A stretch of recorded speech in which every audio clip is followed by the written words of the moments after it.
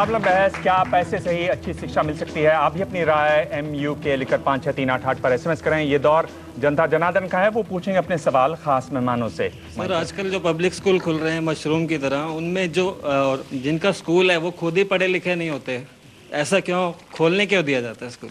नहीं, I think आप बिल्कुल सही पूछ रहे हैं। शायद इन्हीं वजह से जो इन्होंने अभी बात कही वो सही है कि वो प्राइवेटाइजेशन से उनको प्रॉब्लम है, प्राइवेट स्कूल से प्रॉब्लम नहीं है। ये बात सही है बिल्कुल, क्योंकि ऐसे कुछ स्कूल्स हैं इसकी वजह से हम बाकी सब उसकी लपेट में आ जाते हैं। और मुझे लगता है कि इसकी जो रेगुलेशन है, इसका जो एक्रेडिटेशन है जिसके बारे में हम बात कर रहे हैं, जिसकी क्वालिटी कंट्रोल और क्वालिटी रेगुलेशंस की बात आ रही है, वो जो हम कर रहे हैं, अगर वो इस बिल के दौरान या इससे हटकर भी अगर हम करते रहें तो शायद इस पे कुछ दबाव पड़ेगा और ऐसी बातें नहीं होगी।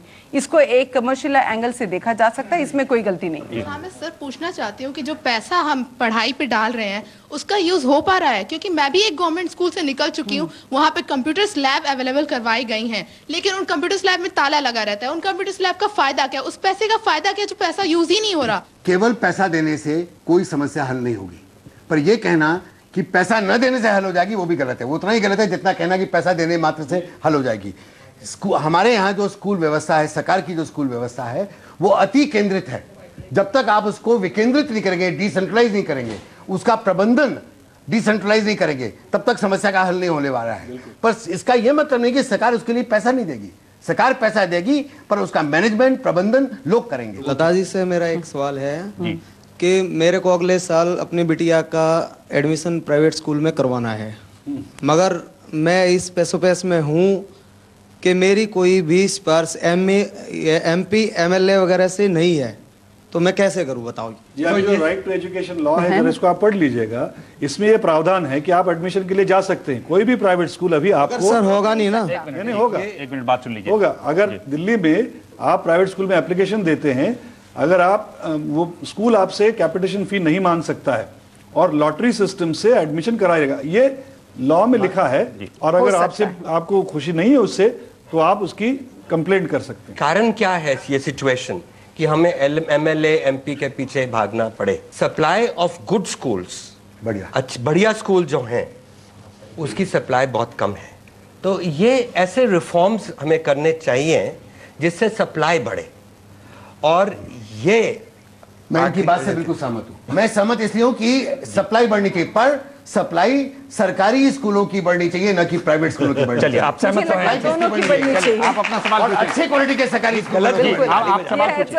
हाँ जी, मेरा सवाल गुरचरण सिंह जी से है कि सर, जैसे उन्होंने बताया कि एक बच्चे के ऊपर 400 रुपए खर्च किए जाते हैं और आप जो है 150 रुपए में अलग से स्कूल खोले जा रहे हैं नए। तो अब उसमें सवाल ये है कि उन स्कूलों को जिनको अब सरकारी सहायता है, जहाँ टीचर नहीं आते, आप खुद इस बात को मानते हैं, बजाय हम उनको 150 रुपए वो खर्च करने की, जो 400 रुपए हमारे वेस्ट जा रहे हैं पॉकेट से, उसको क्यों ना इम्प्रूव करके उसको तो क्वालिटी को क्यों ना बढ़ाया जाए? इसीलिए तो मैंने कहा कि हर बच्चे को गवर्नमेंट जो पैसा खर्च कर रही है इस वक्त, वो गवर्नमेंट बच्चे को स्कॉलरशिप दे दे, और स्कॉलरशिप देने के बाद वो बच्चा चूज करेगा, और जो टीचर्स की सैलरीज हैं वो उस पैसे से मिलेंगी, स्कॉलरशिप से मिलेंगी। तो गवर्नमेंट के स्कूल के टीचर जो नहीं अभी जाते, वो आने शुरू हो जाएंगे। जो क्वालिटी है गवर्नमेंट स्कूल्स की एकदम बढ़ जाएगी, प्राइवेट स्कूल्स की भी बढ़ेगी, इससे सप्लाई बढ़ेगी। असल में हुआ ठीक उल्टा है। जी, एक मिनट बहुत संक्षेप में। जी, मेरा ऐसा होता नहीं चरण जी से है। ऐसा नहीं होता कि राइट टू एजुकेशन जो बिल है, इसमें ऐसा कोई प्रावधान क्यों नहीं है कि शिक्षा को समान किया जा सके? इसकी वजह हम बुजुर्ग लोग हैं, आप जवान लोग नहीं, क्योंकि हम हमारे बच्चे के लिए सोचते हैं कि हम इसको प्राइवेट में डालेंगे तो अच्छा है, और वही वोट देने वाले लोग हैं, ना कि बच्चा है। इसके लिए सरकार जो सोचती है, वो जो वोट देता है उसकी बात सुनती है। क्योंकि ये साहब अभी कह रहे थे कि हम अपनी बिटिया को कहाँ भेजेंगे? प्राइवेट में भेजेंगे। ये जब तक भूत सवार है, और अगर हम लोगों ने अगर सरकारी स्कूलों का दर्जा अगर अच्छा नहीं किया, तो लोग यही कहेंगे कि मेरे बच्चे को मैं प्राइवेट में डालना चाहता हूं, और उसकी वजह से वो बढ़ता ही जा रहा है। तो आपको ये पूछना चाहिए कि क्या ये बिल सरकारी स्कूलों की क्वालिटी बढ़ाने की बात करता है? जहां पे जोर देना चाहिए वहां पे इस बिल ने नहीं जोर दिया है।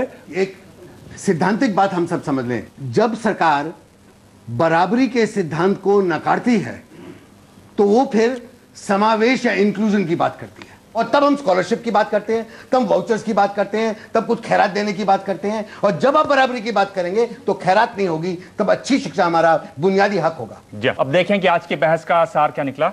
माधव जी, अगर मैं आपसे पूछूं तो आपको क्या लगता है कि ये जो बिल है इसमें कौन सी ऐसी चीजें हैं जिन पर ज्यादा ध्यान दे तो शायद आगे का रास्ता खुले? इस बिल में एक अच्छी चीज है कि उसमें एक एडवाइजरी काउंसिल रखने वाले हैं, ताकि उसमें बाहर के सरकारी ही नहीं बल्कि बाकी भी लोग आएंगे और ये बताएंगे कि इस कानून को और कैसे सुधारा जा सकता है। तो उस काउंसिल को आकर इंप्लीमेंट करेंगे, इंप्लीमेंटेशन काउंसिल, लेकिन वो कानून के बारे में जरूर वो बात कर सकती है और इसमें सुधार होगा।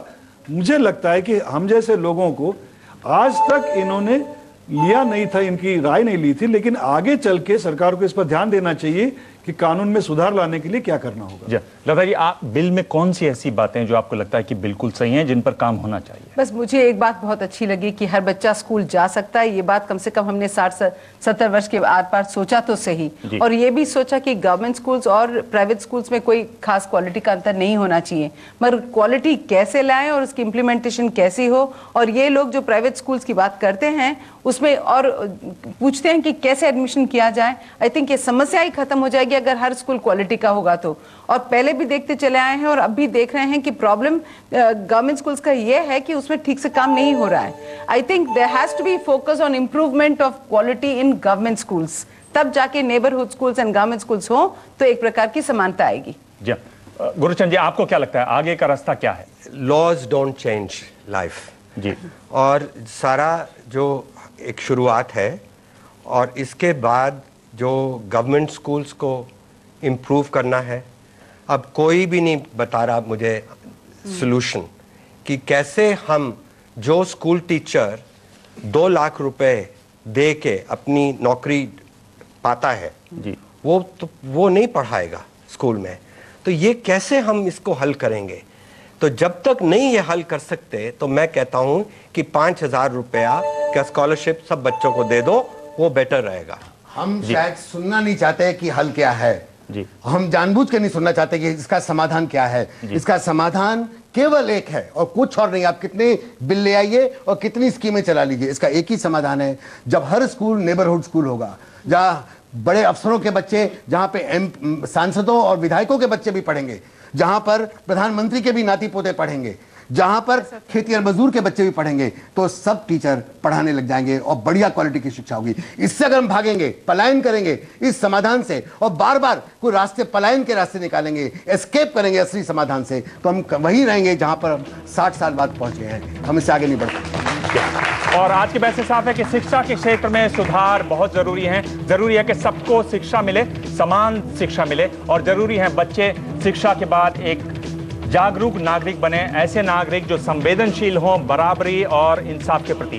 प्राइवेट स्कूल हों या सरकारी स्कूल, ये चुनौती वाकई में बहुत बड़ी है। आज मुकाबला में इतना ही। धन्यवाद आप सबका, बहुत बहुत धन्यवाद। यशपाल जी, आपका भी धन्यवाद।